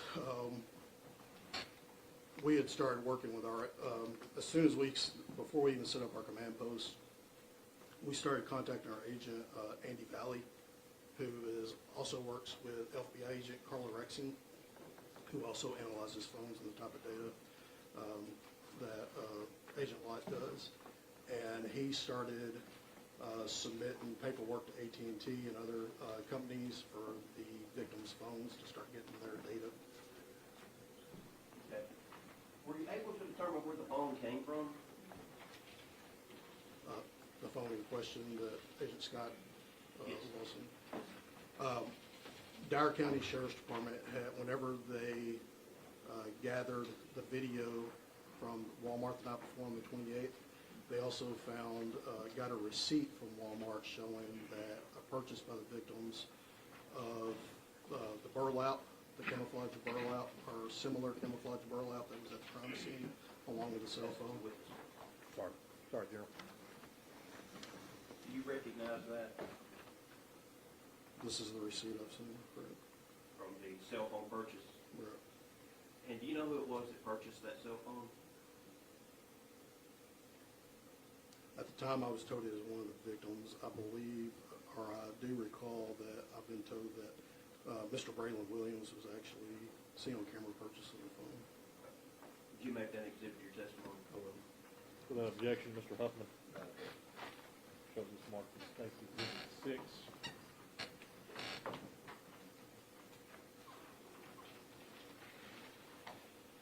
Were you able to determine if that cell phone was used to call any family or friends of Austin Drummond? Yes, that cell phone was used to call Geo Thomas, who in turn put Mr. Brown on the phone on the three-way call that morning. Did you interview Mr. Geo Thomas? We did. Did he admit to you that he did have that three-way call and was part of the conversation about picking up Mr. Drummond? That's correct, he did. And that was to pick him up from Bikini Bottom? Right. Now, I've shown you videos. We've also had the cell phone data. Have you reviewed both of those prior to today? Have you looked at those, looked at that data? I have some of it, correct. Okay. Would it be accurate to say that the cell phone data, the timing on the cell phone data and the timing on the videos match? From the evidence I've seen that's been collected and presented during the investigation, yes, they did match.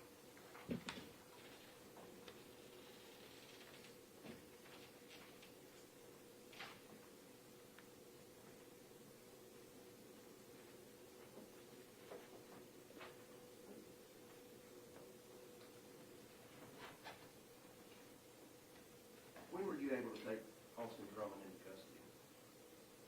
He was taken into custody on, it would have been that Tuesday after, I believe it was August 6, 2025. So a week later? Correct. After being taken into custody, are you aware of any statements that Mr. Austin Drummond has made while being incarcerated? I've been listening to his phone calls, correct? Did he give an interview with a reporter in Nashville? Yes, he did. And in that interview, did he admit that he was at the scene at the time of the murders? He did. Did he also admit that he had dropped the child off on the side of the road at Dyer? I don't recall that part. No. Are you aware of the fact that Austin Drummond has previous felony convictions? He does.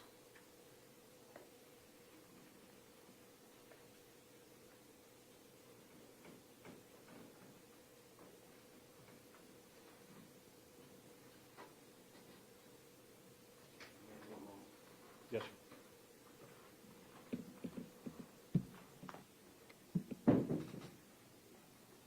And I'll pass the witness. Yes, sir. Mr. Huffman?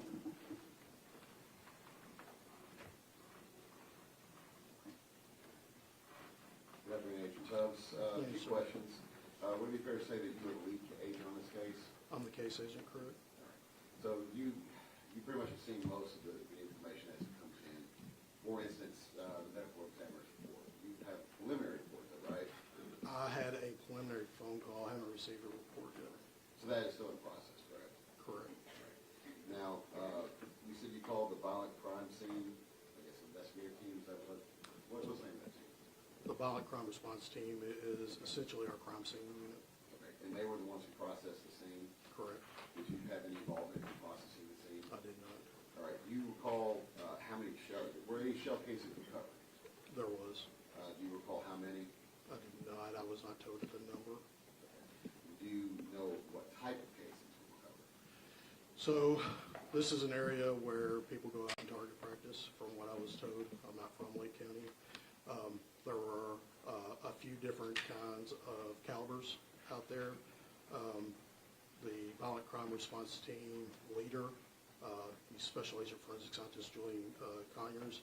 I had a conversation with him, and he said the majority of the cartridge casings that was around the White Rogue were 45 caliber. But there were multiple shell casings, multiple types of shell casings. Multiple calibers of shell casings, correct. Cartridge casings. Now, did you process this thing at all yourself? I did not. We stepped back and called them. Did they take photos, that sort of thing? They take photos, they take measurements, they collect evidence, the whole range. Any video obtained? They usually do. I'm not sure on this one. So whenever they finish processing and they do all their evidence, all that, they will create what they call a crime scene investigation report with the photos and everything. That's still in the process. That's not completed, so Last I checked this week, it was not completed yet. typically, you guys just don't carry body cams like that. Did you have a body cam? I did not. Regarding the video with time delta, how did you determine that it was 53 minutes slow? How did you determine that?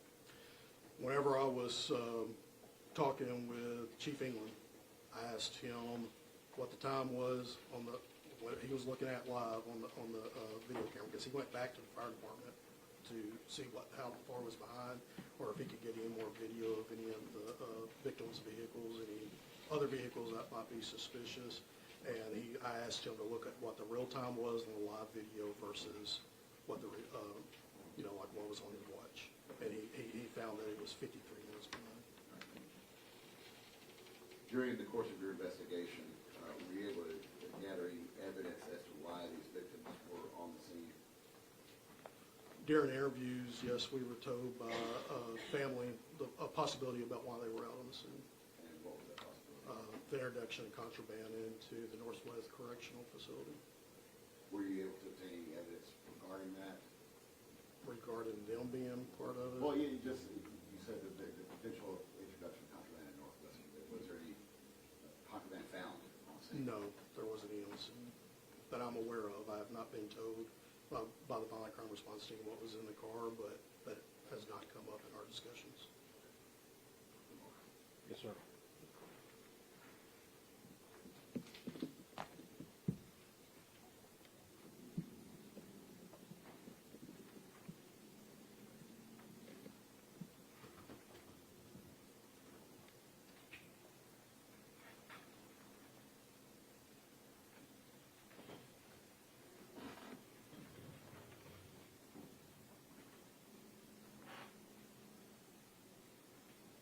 No further questions. Any redirect, General? One of the things I failed to do, I failed to introduce the actual videos. I played those. Did you make that fit your testimony? I would. No questions. No further questions. Agent Tubbs, you may have a seat. Please go whichever you choose to do. Thank you, sir.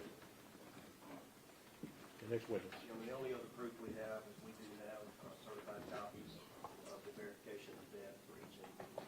We would ask to see those. Without objection.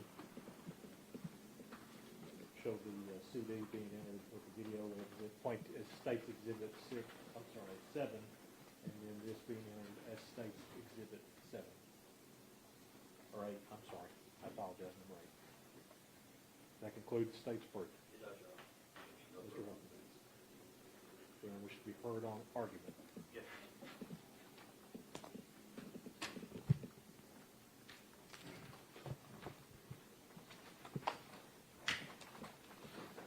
You've heard all the proof in this case. There's a real tight timeline with this case, and we think that we can show that. We think we've shown that today with cell phone data and as well as video footage. But just to go back through that, and just to go back through this timeline, I want to go back and highlight these things.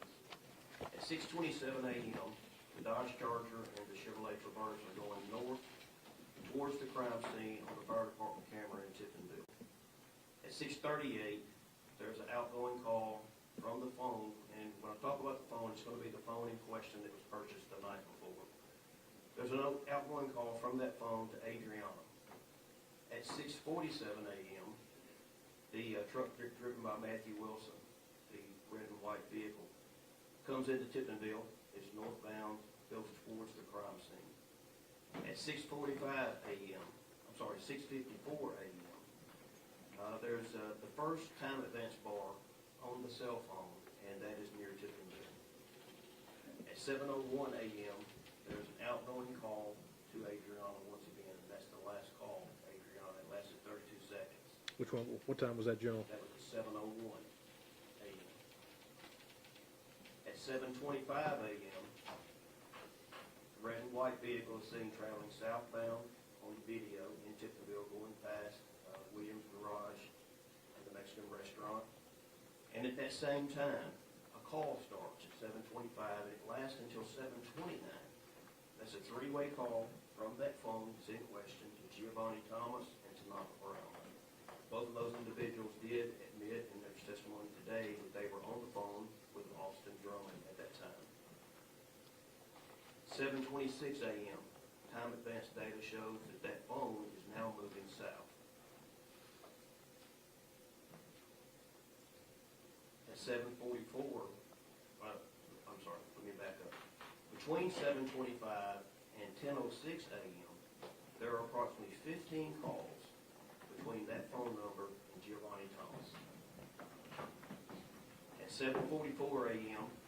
and up until 9:04 a.m., so almost a 2-hour period, a little short of, I'm sorry, not 2 hours, almost an hour, a little over 45, 50 minutes. It shows that the phone is actually at Bikini Bottoms in Dyer County, and it's stationary, it's sitting there. From 9:17 to 10:04, the time advance showed that there was southbound movement once again. This time it was going towards Jackson, and this is at the time that testimony was that Tanaka Brown had drove from Jackson to Bikini Bottoms to help push the red and white vehicle into the ravine, pick up Austin Drummond and the child, and drive them back to Jackson. He drove them to the Clareton Inn to pick up the Audi. He then went to pick up a vehicle from Gio and Michelle, and that was a rental vehicle. He had the baby with him this entire time. At the time of 11:55 until 12:07 p.m., we now have a different vehicle, and we have the Nissan Rogue with a California license plate that is traveling northbound towards Bells. At 12:39 p.m., that vehicle is seen by license plate readers going through Dyersburg, still traveling north. Between 1:04 and 1:14, it is the approximate time that the cell phone that's been in question the entire time is back at the crime scene. The phone was initially at the crime scene. It left the crime scene. It made phone calls, which witnesses say were made by Austin Drummond. It went to Bikini Bottoms. It went to Jackson. It got the rental car, and now it is back at the crime scene once again. This is between 1:04 and 1:14. At 1:15, you heard testimony from the park ranger that stated that there was a black Charger, a white Traverse, and a Nissan Rogue with a California license plate. And he said it left quickly as soon as he passed the vehicle. Between 1:38 and 2:14 p.m., time advance data showed movement going southbound once again from the crime scene back towards Jackson, Dyer County and Jackson. At 2:15 p.m., the rental vehicle is southbound, according to license plate readers. Between 2:32 and 2:35, it's in the area where the baby was eventually dropped in Friendship. At 2:55, the time advance showed that the cell phone and vehicle was northbound towards Dyersburg. And just a few minutes later, 3:11 p.m., the 911 call came in. The baby had been dropped. And keep in mind that Mr. Drummond admitted that he dropped the baby.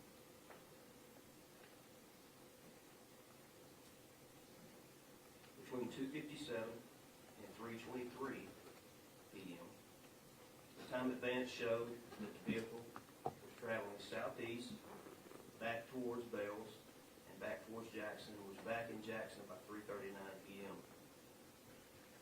Between 4:22 and 6:06, and this is really important, there were overlapping arcs. And you heard the testimony was that when there's overlapping arcs, you can almost pinpoint where the person is. And those arcs overlapped right above Austin Drummond's parents' house. And it stayed there for an hour and a half.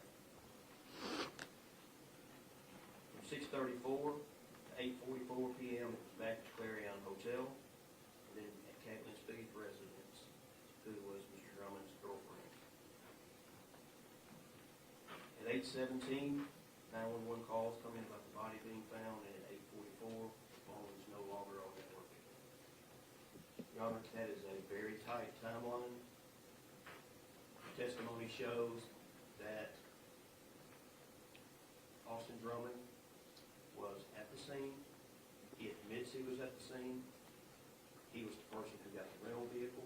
He's the only person who was in that Nissan Rogue, which video shows came back to the crime scene, was there just a very few minutes and left the crime scene, and that phone and video synced up all the way through from Jackson to the crime scene and back to Jackson. And there's no other person possible that could have been other than Austin Drummond. Your Honor, based upon that, we think that we've proven the aggravated kidnapping. He took the child without consent. He was not his child. He did not have custody. He was not the guardian. He is a convicted felon.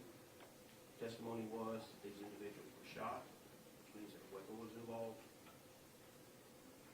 He admits to being on the scene. All 4 individuals are deceased. We think that meets the probable cause for the first-degree murder and the possession of a weapon during the commission of an dangerous felon. Mr. Huffman? Yes, sir.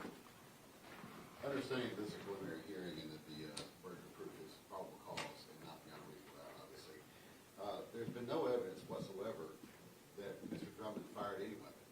The only evidence that was presented today was that there was a cell phone purchased by one of the victims at the scene and proof that he was present on scene, but no proof as to anybody else on scene, or even that the cell phone was in his hands when he was on scene. The only thing that probable cause was met was that his presence on scene. There was no evidence whatsoever regarding who fired these shots, if Mr. Drummond fired his shots, or if there are other individuals on the scene. So we do not believe that the state has met probable cause regarding the murders. Obviously, there's some evidence regarding Mr. Drummond's having a child, so we would submit that to the court as to determination here at the probable cause hearing. But again, the only thing that the state has shown ostensibly is his presence on the scene and afterwards. There's been no evidence whatsoever that Mr. Drummond fired any of these shots. Any response, Joe? In regards to the motion filed by the state, do we need to have a hearing at this time regarding that? Okay. What I'm going to do is this. If everybody doesn't mind for a moment, I'm going to take a very brief recess, okay? So if anyone needs to use the restroom, I would tell you to take this time to do so. I'm going to go downstairs and take a brief recess. I'll be back here, folks. Let's try. It is now 2:48. Everyone needs to be back in the courtroom at 3 p.m. sharp. 3 p.m. Okay, we're in recess till then. All right. Order's in recess.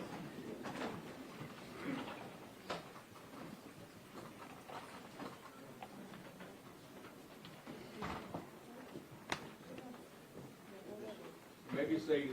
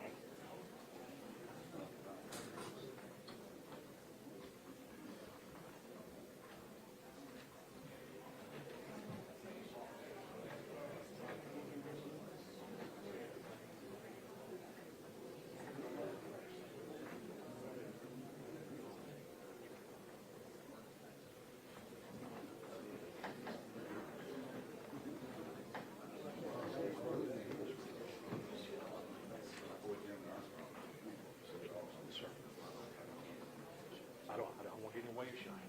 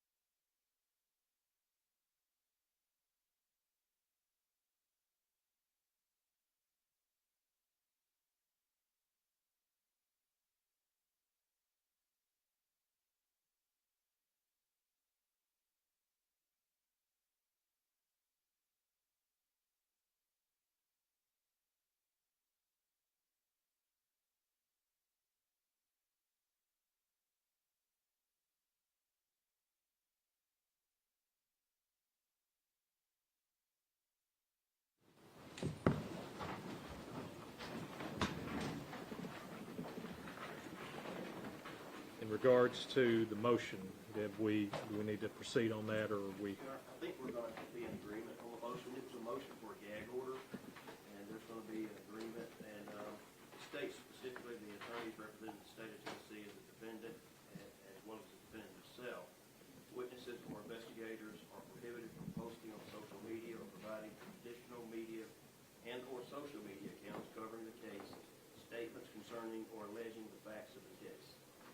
Your Honor, and it doesn't prevent anything with media other than if the facts of the case cannot be discussed. And it includes the defendant. Is that it? Yes, Your Honor. It does contain the safeguards promulgated by the Tennessee Supreme Court. Yes. There was a case that, and I appreciate the state providing the site to that case. It was a very, it was a good opinion on what to do and what not to do in this type of situation. I appreciate both parties' cooperation in regarding this. And I'll say this, after reviewing the motion and the case, I think not only to ensure the state's right to a fair trial, but Mr. Drummond also to ensure your right to a fair trial as well. I want to make sure that the parameters are put in place, because I know the media since 2000, I appreciate our media that are here. I want to just echo that again. I appreciate our media that is here. The media since 2000 has grown tremendously since that case was first decided. Things are a lot far different than it was a quarter of a century ago. So I think that, we get our news now from not only our television and our newspapers, but from our telephones. If y'all are like me, it's a habit. So I will enter this order at this time. Today's date is the 4th of September. I need a pen that works, though. I sure do. Miss Jessica, do you mind if I borrow that? Thank you so much.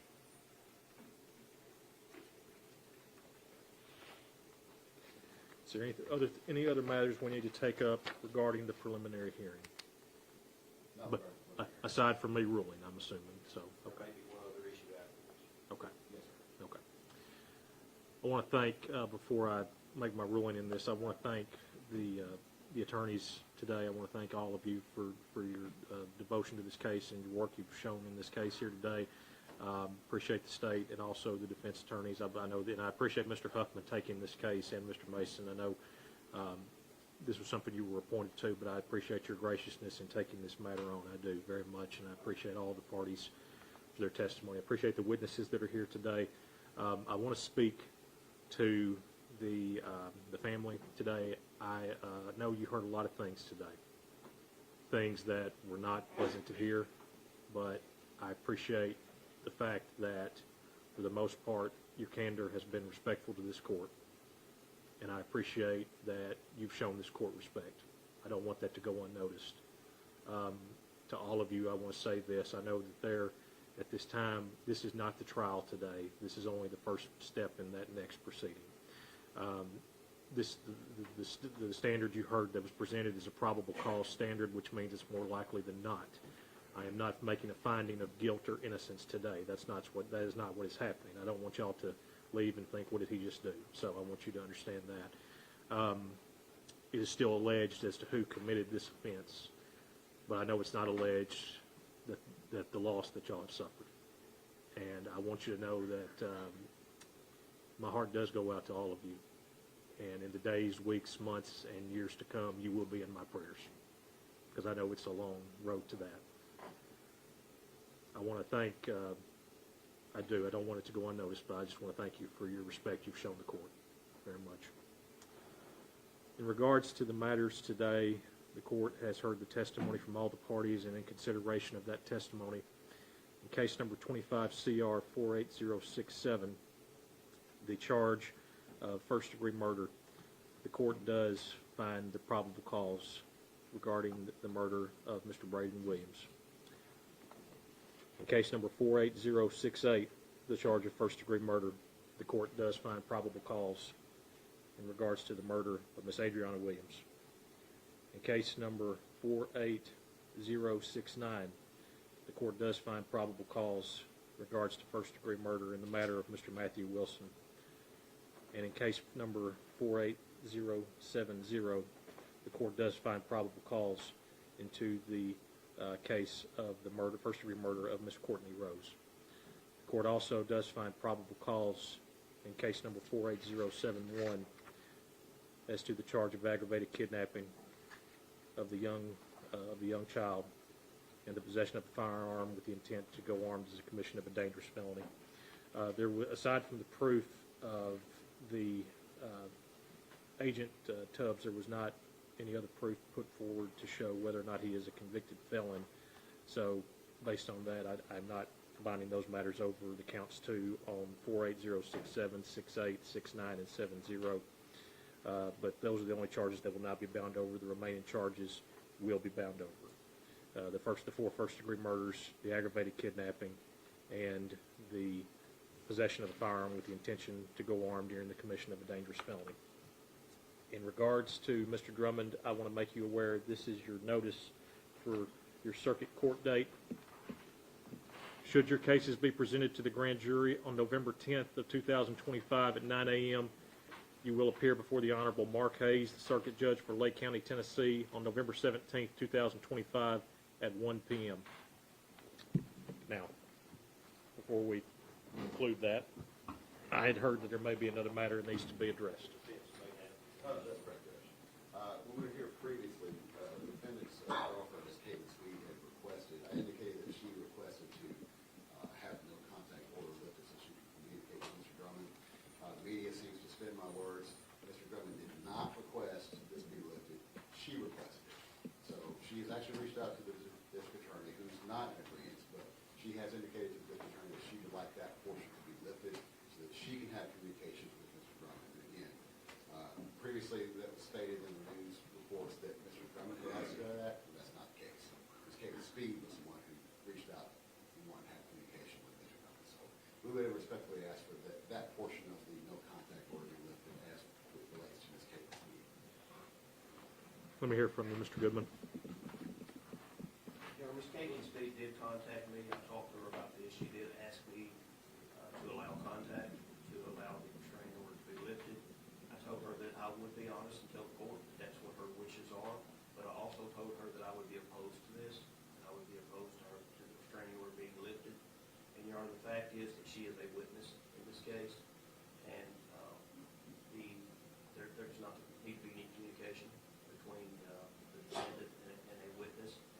And in addition to that, she's also a member of the family and victims, and we're concerned that there may be an issue there. The restraining order is for all family members of the victims, so we would ask that the restraining order stay in place.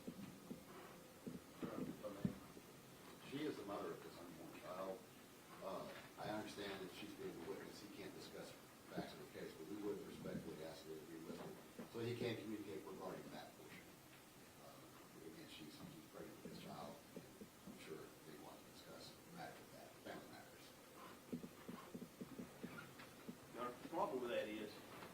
no way for us to police that. There's no way to say, okay, well, you can talk to her about these issues, but you can't talk about the others.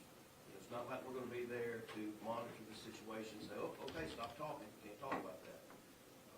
So there just needs to be a restraining order that prevents all communication. They are clearly listening to every phone call that he makes. They can listen and monitor in real time the discussions, so they will know what they're talking about. And obviously, if he crosses that line and discusses facts of the case, that's an issue, but that can be controlled or at least limited in scope. So they are listening. They know what he's saying to them. I'm not sure how that would be inappropriate.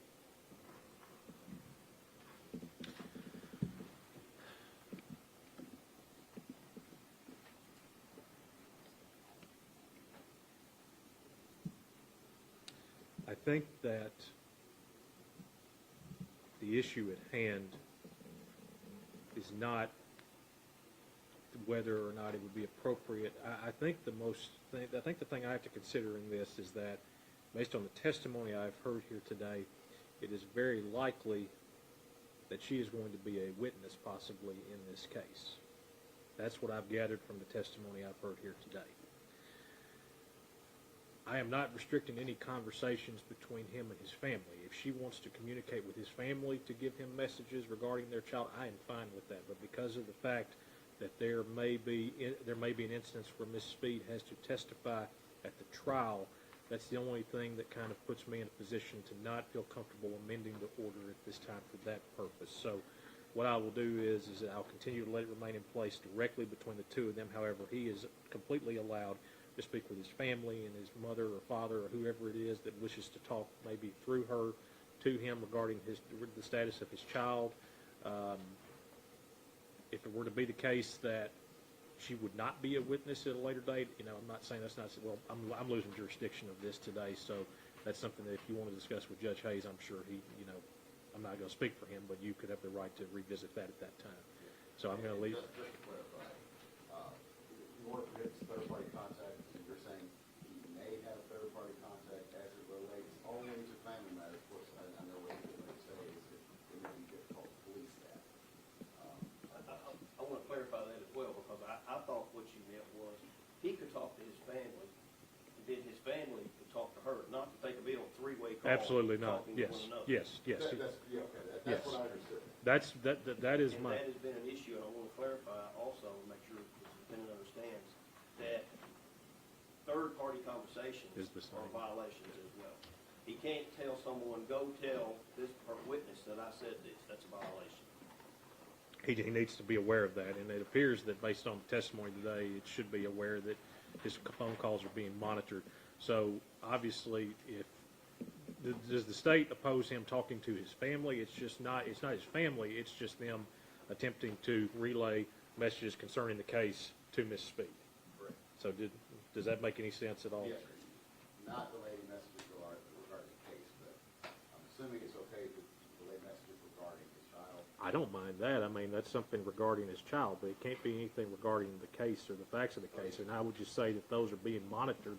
Those phone calls are being monitored. So that's just something he'll need to understand for that purpose. Okay, so it will remain in place for that. Folks, this is what I want to do before we do anything else. Having found that these matters are going to be presented to the grand jury and the cases will be sent to circuit court, or should he be indicted, what I'm going to ask is that at this time, if the sheriff's department will take him back into custody and transport him back, he will continue to remain without bond in this case. And while they are doing that, I'm going to ask everyone to please remain in the courtroom.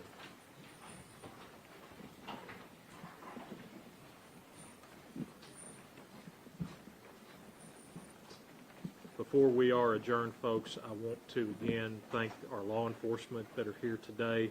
I want to thank all of our law enforcement for the efforts they put into this case in protecting the courtroom. And to the families, again, good luck to each of you in the days to come. With that, folks, we're adjourned. All rise. Court is adjourned.